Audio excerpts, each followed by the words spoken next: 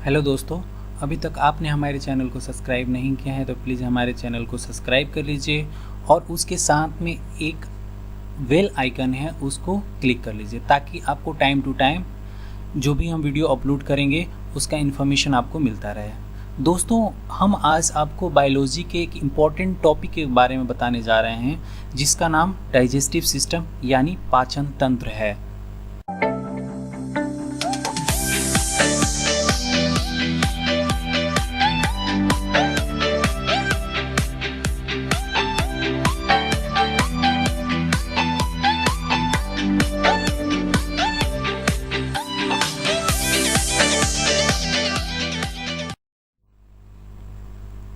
Digestive system. Human beings का nutrition digestive system के द्वारा ही मिलता है। डाइजेस्टिव सिस्टम को समझने के लिए इसको 5 पार्ट में हम आसानी से डिवाइड कर सकते हैं, जिसमें फर्स्ट है ingestion, second digestion, third absorption, fourth assimilation and fifth egestion. इसको हम 1 बाय 1 अच्छे से स्टडी करते हैं। इसको समझने से पहले कुछ पॉइंट्स है जिसको समझना बहुत इम्पॉर्टेंट है। ग्लैंड, जैसे कि सलाइवरी ग्लैंड हो गया, स्टमक, पेनक्रियास और लीवर, ये सारे हमारे ग्लैंड होते हैं। जो भी हमारा ग्लैंड होता है ना, वो क्या करता है, जूस प्रोड्यूस करता है। मतलब हमारे शरीर में जो भी ग्लैंड्स हैं वो क्या करते हैं, जूस प्रोड्यूस करते हैं और उस जूस में इंजाइम्स होते हैं। उस जूस में इंजाइम्स होते हैं जो हमारे भोजन को डाइजेस्ट करने में हेल्प करते हैं। मतलब जो भोजन होता है ना, उसको छोटे छोटे टुकड़ों में बांटने का काम हमारे इंजाइम्स का होता है। और इंजाइम्स कहाँ से मिलते हैं, जो हमारा ग्लैंड जूस प्रोड्यूस करता है ना, उसमें से इंजाइम्स मिलते हैं। ठीक है दोस्तों, तो ये बहुत बेसिक इम्पॉर्टेंट पॉइंट्स है जिसको समझना बहुत ज़रूरी है। और आगे जैसे हम बढ़ेंगे उसमें बहुत जगह पे ये चीज़ें आएंगी और आपके लिए बहुत हेल्पफुल भी होगा। माउथ, जिसे बकल कैविटी भी कहते हैं, इसमें teeth, tongue and salivary gland होता है। टीथ फूड को स्मॉल पार्ट में काटता है, चबाता है तथा ग्राइंड करता है। इसके बाद सलाइवरी ग्लैंड में सलाइवा प्रोड्यूस होता है। हमारा टंग सलाइवा को फूड के साथ मिक्स करने में हेल्प करता है। चूँकि सलाइवा पानी जैसा होता है, मतलब लिक्विड होता है, इसलिए बहुत आसानी से निगला जा सकता है। हम जब भी कुछ खाते हैं तो मुंह में पानी भर जाता है, ये सलाइवा ही है। सलाइवा ग्लैंड से सलाइवा एंजाइम्स के द्वारा केमिकली डाइजेस्ट करने में हेल्प करता है।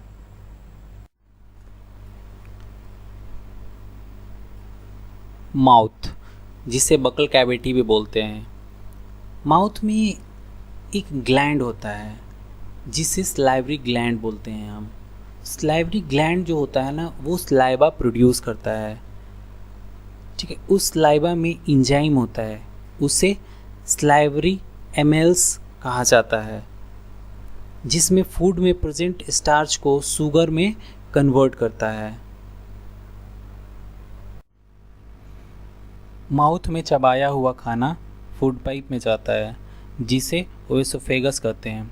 ओएसोफेगस में डाइजेशन नहीं होता है। ओएसोफेगस फूड को स्टमक तक ले जाता है। फूड पाइप मसल से बना होता है जो कॉन्ट्रैक्ट या एक्सपेंड करता है, जिसे पेरिस्टाल्टिक मूवमेंट कहते हैं। पेरिस्टाल्टिक मूवमेंट फूड को पुश कर फाइनली स्टमक तक पहुंचा देता है।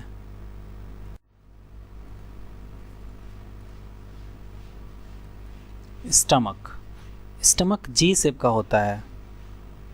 फूड फर्दर स्टमक में डाइजेस्ट होता है और करीब करीब 3 से 4 घंटे स्टमक में रहता है। इस समय यह छोटे छोटे टुकड़ों में ब्रेक हो जाता है और सेमी सॉलिड पेस्ट बनाता है। स्टमक वॉल में 3 ट्यूबुलर ग्लैंड प्रेजेंट होता है जो गैस्ट्रिक जूस का रिसाव करता है। मेनली 3 सब्सटेंस होते हैं जिनका नाम है हाइड्रोक्लोरिक एसिड, इंजाइम पेप्सिन और म्यूकस। चूँकि हाइड्रोक्लोरिक एसिड स्टमक में प्रेजेंट होता है, इसलिए गैस्ट्रिक जूस एसिडिक नेचर का होता है। एसिडिटिक माध्यम से एंजाइम पेप्सिन जो स्टमक में प्रेजेंट होता है, भोजन में प्रेजेंट प्रोटीन को डाइजेस्ट कर स्मॉल मॉलिक्यूल्स में बांटता है। सो प्रोटीन स्टमक में डाइजेस्ट होता है। यहाँ पर एक बात नोट करने की ज़रूरत है कि एंजाइम पेप्सिन केवल एसिडिटी के प्रेजेंस में ही प्रोटीन डाइजेस्ट करता है, इसलिए स्टमक में गैस्ट्रिक जूस होना चाहिए जो एंजाइम पेप्सिन प्रोटीन को प्रॉपरली डाइजेस्ट करें। Hydrochloric acid.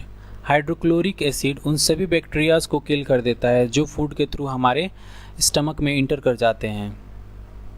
Mucus. Mucus stomach wall को प्रोटेक्शन देता है हाइड्रोक्लोरिक एसिड से। अगर म्यूकस का रिसाव वॉल पे न हो तो हाइड्रोक्लोरिक एसिड वॉल को इरोड कर देंगे, जिससे स्टमक में इनर वॉल पर फोड़े फुंसी बनने लगते हैं। इससे बचाव म्यूकस करता है। स्टमक से फूड स्मॉल इंस्टेटाइन में जाता है। स्मॉल इंस्टेटाइन। स्मॉल इंस्टेटाइन आहार नली का सबसे लार्जेस्ट पार्ट होता है। यह करीब करीब 6.5 मीटर से लेके 7 मीटर लॉन्ग होता है। बिकॉज ये बहुत नैरो होता है इसलिए इसे स्मॉल इंस्टेटाइन कहते हैं। स्मॉल इंस्टेटाइन को आसानी से समझने के लिए हम इसको 3 भागों में डिवाइड कर सकते हैं। पहला है डिओडेनम, दूसरा है जेजुनम, तीसरा है इलियम। इलियम में एक फिंगर लाइक प्रोजेक्शन होता है जिसे विली कहते हैं। यह हमारे शरीर में कॉइल की तरह अरेंज होता है। स्मॉल इंस्टेटाइन जानवरों में डिफरेंट होता है।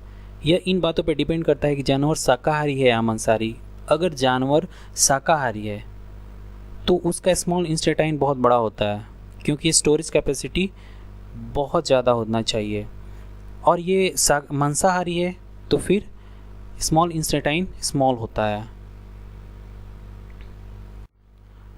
फूड स्मॉल इंस्टेटाइन में कम्प्लीटली डाइजेस्ट हो जाता है, जैसे कि कार्बोहाइड्रेट, प्रोटीन और फैट। स्मॉल इंस्टेटाइन 2 ग्लैंड से रिसाव रिसीव करता है। फर्स्ट है लीवर, सेकेंड है पेनक्रियाज।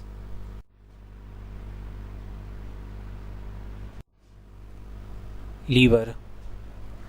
लीवर हमारे डाइजेस्टिव सिस्टम का सबसे लार्जेस्ट ग्लैंड होता है जिसका वेट करीब करीब 1.5 से लेकर 2 kg का होता है। लीवर बाइल जूस को प्रोड्यूस करता है जो पीले रंग का होता है। नॉर्मली गल ब्लैडर में स्टोर रहता है।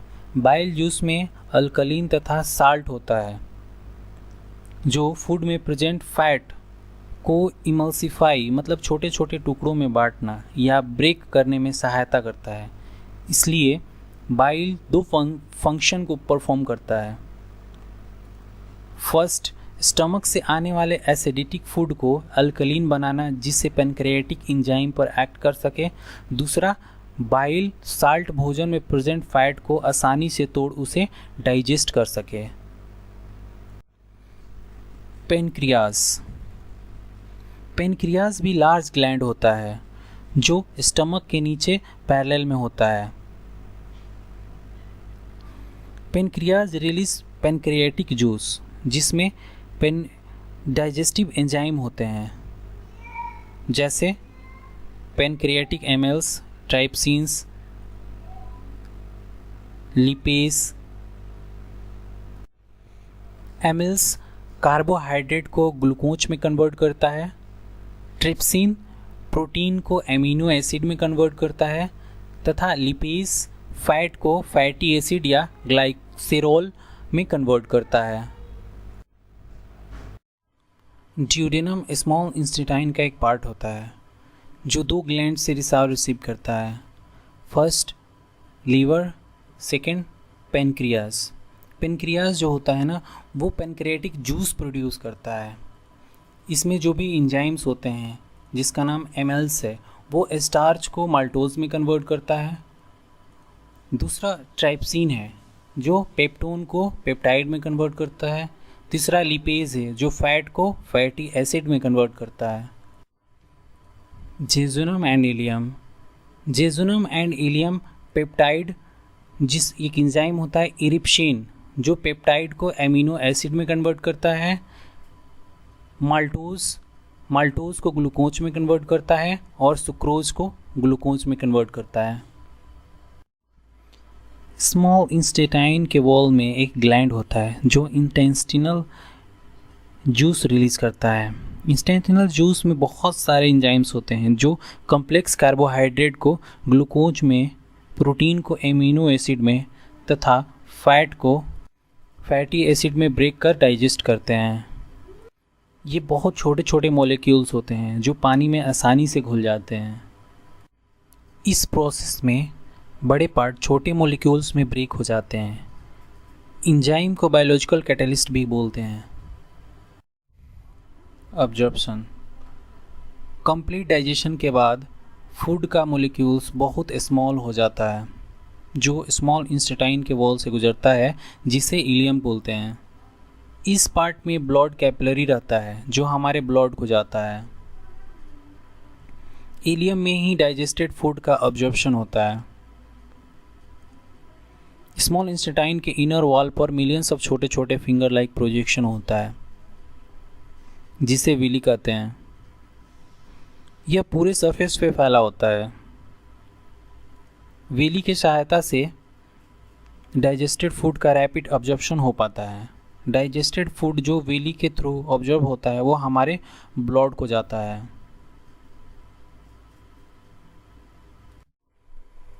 एसिमिलेशन में ब्लड डाइजेस्टेड और डिजोल्व फूड को हमारे पूरे शरीर के अलग अलग पार्ट तक पहुंचाने का कार्य करता है। इस एसिमिलेटेड फूड को हमारा बॉडी का सेल यूज़ करता है और एनर्जी के साथ साथ ग्रोथ तथा बॉडी का रिपेयर करता है। सेल में एसिमिलेटेड फूड ऑक्सीडेशन के एनर्जी रिलीज करता है। डाइजेस्टेड फूड जो हमारा बॉडी यूज़ नहीं कर पाता उसे लीवर में स्टोर कर देता है। लीवर में कार्बोहाइड्रेट के फॉर्म में स्टोर करता है, जिसे हम ग्लाइकोजेल कहते हैं। स्टोर्ड ग्लाइकोजेल हमारा बॉडी सोर्स ऑफ एनर्जी के रूप में यूज़ करता है। इगेशन, फूड का वो पार्ट जो हमारे बॉडी द्वारा डाइजेस्ट नहीं हो पाता, वो अनडाइजेस्टेड फूड स्मॉल इंटेस्टाइन में ऑब्जर्व नहीं हो पाता, जिसे वो स्मॉल इंटेस्टाइन से वाइडर ट्यूब में सेंड हो जाता है। इसे लार्ज इंटेस्टाइन कहते हैं। लार्ज इंटेस्टाइन अनडाइजेस्टेड फूड से वाटर को विली की सहायता से ऑब्जर्व कर लेता है, जिसे वो ऑलमोस्ट सॉलिड बन जाता है। लार्ज इंटेस्टाइन 1.5 मीटर लॉन्ग होता है। इसमें कोई डाइजेशन नहीं होता है। यह भोजन को ग्लाइकोजेल के फॉर्म में स्टोर कर लेता है। रेक्टम लार्ज इंटेस्टाइन का लास्ट पार्ट होता है। जब हम टॉयलेट में जाते हैं तो अनडाइजेस्टेड फूड हमारे अनस के रास्ते इजेस्ट हो जाता है।